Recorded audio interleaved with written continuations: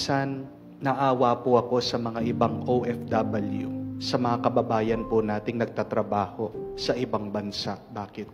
Kasi marami sa kanila, tinitiis, kumakain lang na skyflakes, ng sardinas, tinitiis, hindi masyadong maging magastos sa pagkain para mas madami yung perang mapadala dito sa bansa, dito sa Pilipinas. Hindi po ba?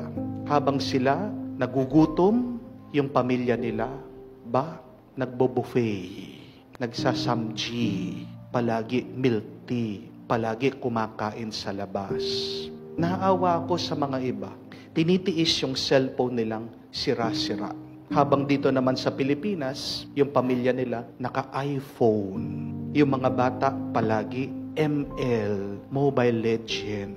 Nakakaawa na itong mga kababayan po natin, nag-overtime, kayod ng kayod. Nasaan yung pamilya nila dito sa Pilipinas? Nakukuha pang maglakwatsa, nakukuha pang magbakasyon. Tinitiis na hindi bumili ng bagong damit.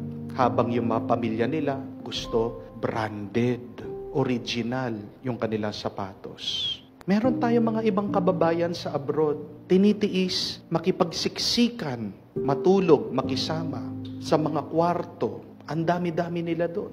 Habang dito sa Pilipinas, ang luwang-luwang ng kwarto, naka-aircon pa.